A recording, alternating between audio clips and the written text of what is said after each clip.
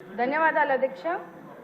శాసనసభలో మొట్టమొదటిసారిగా మాట్లాడే అవకాశం కల్పించినటువంటి పూజ్యులు తండ్రి సమానులైన ముఖ్యమంత్రి వర్యులు శ్రీ నారా చంద్రబాబు నాయుడు గారికి, లోకేష్ అన్న గారికి, అలాగే మా సింగనమల నియోజకవర్గ ప్రజలందరికీ కూడా ధన్యవాదాలు, నమస్కారాలు అధ్యక్ష.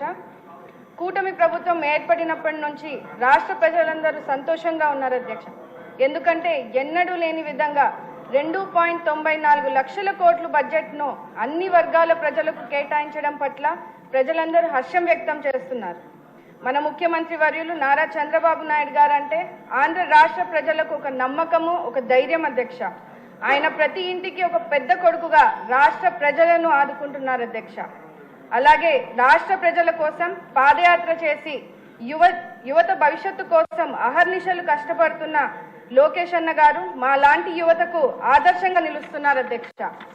అంబేద్కర్ గారి రాజ్యాంగాన్ని మరియు వారి ఆశల అనుగుణంగా బడుగు బలహీన వర్గాలకు అభివృద్ధి బాటలు వేసేది మన కూటమి ప్రభుత్వం అని చెప్పడానికి ఎంతో సంతోషిస్తున్నాను అధ్యక్ష.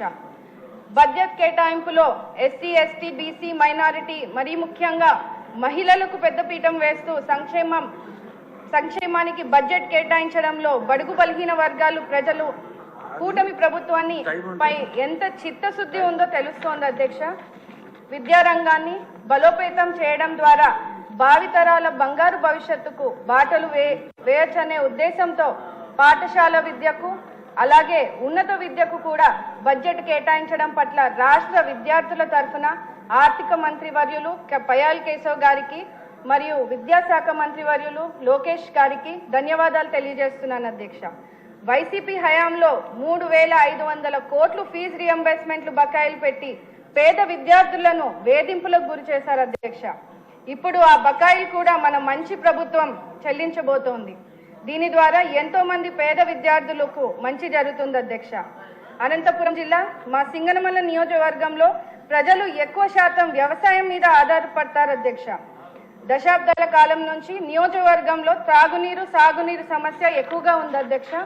ముఖ్యంగా గండికోట నుంచి పుట్లూరు వయా సుబ్రాయన్ సాగర్ ఎత్తిపోతల పథకం ద్వారా గండికోట నుంచి సుబ్రాయన్ సాగర్ వరకు డిపిఆర్ తయారుగా ఉంది అధ్యక్ష. అది ప్రస్తుతం ఆర్థిక శాఖ క్లియరెన్స్ లో ఉన్నది. ఈ పథకం వలన దాదాపు 35,000 ఎకరాలకు సాగు చేసుకునే అవకాశం ఉంటుంది అధ్యక్ష. మా సింగనమల నియోజకవర్గంలో పుట్లూరు, ఎల్లనూరు మండలంలో గ్రామాలకు తాగునీరు సమస్య తీరుతుంది అధ్యక్ష. అలాగే అనేక వాటర్ స్కీమ్స్ ఉన్నప్పటికీ కూడా మా నియోజకవర్గంలో కనీసం తాగడానికి కూడా నీళ్లు లేని పరిస్థితిని ప్రజలు ఇబ్బంది పడుతున్నారు అధ్యక్ష.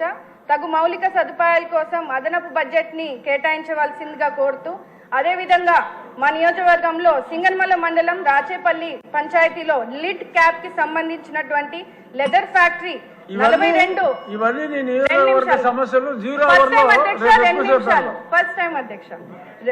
42 ఎకరాల్లో ఉంది అధ్యక్ష. కానీ నిధులు కేటాయించలేక ఆ ఫ్యాక్టరీ గత ప్రభుత్వం మూసివేయడం జరిగింది. ఆ ఫ్యాక్టరీని తిరిగి ప్రారంభిస్తే సుమారు 3,000 ఎస్సీ కుటుంబాలకు ఉపాధి కలుగుతుంది అధ్యక్ష. కావున ఫ్యాక్టరీపై దృష్టి సారించి నిధులు కేటాయించవలసిందిగా కోరుతూ, అదేవిధంగా BC, ST schools and hostels కు సరైన మౌలిక సదుపాయాలు లేవు అధ్యక్ష. ఎందుకంటే అక్కడ కనీసం వాటర్ ఫెసిలిటీస్, కరెంట్ ఫెసిలిటీస్ లేక పిల్లలు ఇబ్బంది పడుతున్నప్పటికీ తల్లిదండ్రులు బడులకు పంపించేందుకు కూడా మా పిల్లలను బడులను కూడా పంపించట్లేదు అధ్యక్ష. ముఖ్యంగా ఆడపిల్లలను చిన్న వయసులోనే పెళ్లిళ్లు చేస్తున్నారు అధ్యక్ష. అందుకనే స్కూల్స్ అండ్ హాస్టల్స్ కి మౌలిక సదుపాయాలు అందించాలని సంబంధిత మంత్రివర్యులను కోరుతున్నాను అధ్యక్ష. గత ప్రభుత్వం బడుగు బలహీన వర్గాలకు అడుగడుగున అన్యాయం చేస్తుంది అధ్యక్ష. ముఖ్యంగా ఎస్సీ సబ్ ప్లాన్ నిధులను దారి మళ్లించి 40,000 కోట్ల రూపాయలను దారి మళ్లించి తీవ్ర అన్యాయం చేశారు అధ్యక్ష. అదేవిధంగా ఎస్సీ వెల్ఫేర్ పథకాలు రద్దు చేసి వాటిని పునరుద్ధరించాలని, సంక్షేమాన్ని అభివృద్ధి బాటలో పట్టించాలని ఈ సభా వేదికగా కోరుతున్నాను అధ్యక్ష. ఇప్పటికే కొన్ని పథకాలను పునరుద్ధరించారు. వాటిలో విదేశీ విద్య వంటి పథకాలు బడుగు బలహీన వర్గాలకు విద్యార్థులకు మంచి జరుగుతుంది అధ్యక్ష. ఈ విద్యార్థుల ఉన్నతి కోసం కూటమి ప్రభుత్వం కృషి చేయడం ఎంతో సంతోషిస్తున్నాం అధ్యక్ష.